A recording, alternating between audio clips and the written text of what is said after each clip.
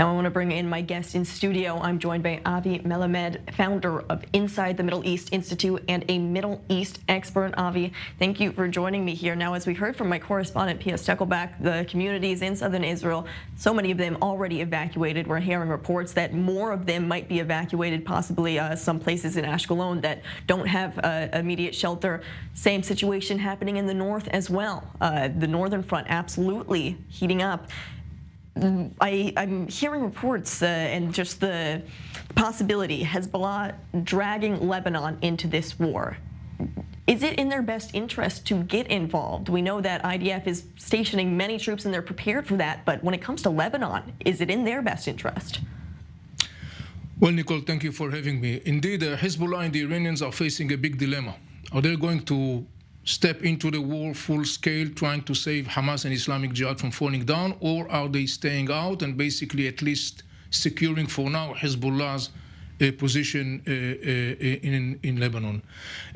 Since day one of this war, what we saw from the Hezbollah side was a very calculated policy of a very gradual and very small-scale intensity, relatively speaking, of military escalation along the Israeli northern border.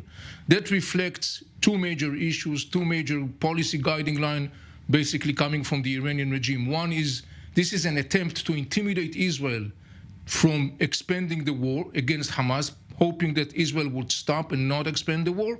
And the second reason for that is that they are basically trying to result in, or to basically it reflects their dilemma and concern that if they are going to be dragged into the war, they're going to pay heavily price for that. We have to look at this whole story in a wider, even regional perspective, because one of the things that the Iranian regime is doing right now is they are trying simultaneously to activate other proxies in Iraq and Yemen. We saw last Thursday an attack by Houthis from Yemen, apparently targeting Israel. This is all part of a calculated Iranian move that still is in the frame of trying to intimidate Israel from going into a massive war. The big question is, once Israel is going to make its next expected military move, which is expected to be a wide-scale incursion into Gaza Strip, what is going to happen? What will be the Iranian and Hezbollah next move? We have to wait and see. We have to watch it very closely. And I want to continue to unpack how this impacts the whole Middle Eastern region. But as we're speaking of the north, we're hearing reports of sirens in the north right now, where our I24 News. Now I want to come back to my guest in studio, Avi. As we were speaking with Ariel, more rockets being fired towards northern Israel, Hezbollah, the Iranian-backed terror group. We were just talking about Iran and its proxies getting involved in this war, but so far that's all it is. Iran's proxies. What are the odds, I guess, that Iran itself actually gets involved rather than using all of these different terror cells to do its business for them? Well, Nicole, the Iranian regime has a very simple, effective, unfortunately quite vicious policy. They are gladly sacrificing others other than themselves. Syrian, Lebanese, Palestinians, Israelis, this is the modus operandi. Talking about Hezbollah, here is two interesting aspects of the Hezbollah's tactics as of now. First, they are firing mostly from an area in South Lebanon that are populated by Sunnis or Christians, not Shiites. But basically, their logic beyond it is double logic. First, that the people that will flee from South Lebanon will be Sunnis and Christians, and they will be peaced with Israel. And the second thing is Nasrallah is very concerned about the scenes of hundreds of thousands of Lebanese fleeing from South Lebanon. South Lebanon, to most part, is a Shiite-based area. This is Nasrallah's major political hub. And by the way, there are reports about Lebanese fleeing to the north towards Beirut, large numbers. One of the interesting figures that I came across, one of my sources in Beirut told me the prices of renting places in Beirut jumped in 500%.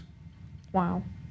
So going back to the story of the Iranians and their proxies, what we see right now, as I said before, the Iranians are trying to move around their proxies in the region. We saw the story of the Houthis. One more interesting development in that context, Iranian-backed Iraqi militias in Iraq did two things. One, they attacked again US presence in Iraq. And the second thing they did, they gathered people unarmed as a protest next to the Jordanian-Iraqi borders. And they are basically sending a message to Jordan saying, open the borders with Iraq so we could go in and fight for Palestine. The Jordanians, of course, have no intention to doing that. But this is yet another move by the Iranian regime, who is trying to move on the chessboard game his soldiers on the chessboard game, as long as he is staying out of the game, he is safe in southern Tehran. That may have to be changed. You believe that it will be changed? Well, you see, this is a great story because the big question is right now we are witnessing this massive tectonic plate movement in the Middle East. The United States of America sent very clear message to the Iranian regime and to the Hezbollah, don't. It is backed by a massive U.S. firepower that is now deployed in the region.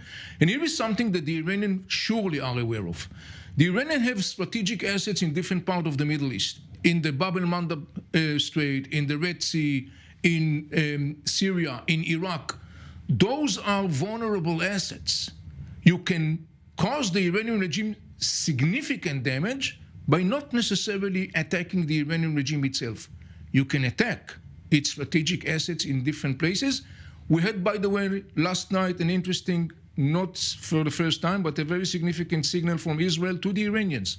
The attacks last night on the airport in Damascus and the airport in Aleppo are basically have two double sort of kind of objectives, sort of speaking. One is to prevent moving of arms towards the Hezbollah and deployment of advanced weapon systems. And the second, sending signal to the Iranian, you have other assets in Syria and they are vulnerable.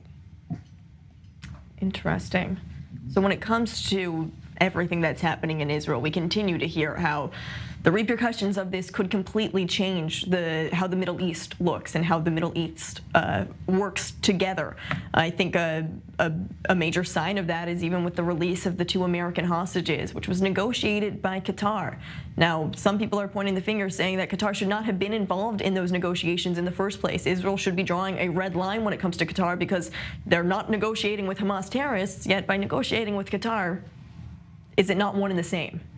Well, you're talking about Qatar, an interesting player in the Middle East. It's a small place, but they are basically trying to conduct, and quite successfully, an independent policy. They are using to that end their major card, sort of speaking, their money and Al Jazeera. These are the 2 major cards Qatar is very sophisticatedly using to serve its interest. Qatar has a lot of influence in different arenas. We have to take it into consideration. This is part of what we see right now. And going back to something that you said before, Nicole, which is very important, and I've been saying that since the first moment of this war, this is a pivotal moment. This is a seismic event. This is an event that is already sending a huge aftershock waves across the Middle East, and not only across the Middle East, outside of the Middle East as well. Because one of the things that I've always been saying to my Western audience is what happens in the Middle East does not stay in the Middle East. Well, and when we're talking about just the hostage situation, we do see those family members, as we are 16 days, more than 2 weeks, their frustration, their anger is increasing. We've seen hundreds of demonstrators taking to the streets of Tel Aviv just last night on Saturday, demanding the government take immediate action to return their loved ones being held by Hamas. We know now 212 at least still held by Hamas. Now, these demonstrators, their main message, bring them back now. All the countries, where are you? You must understand. It's crazy. We are in hell. In hell. We are in hell. And we want our lovers back home now. We've lost complete contact. There's no sign of life, no signal. It's been 2 weeks now, and we are here. I'm here together with all these families.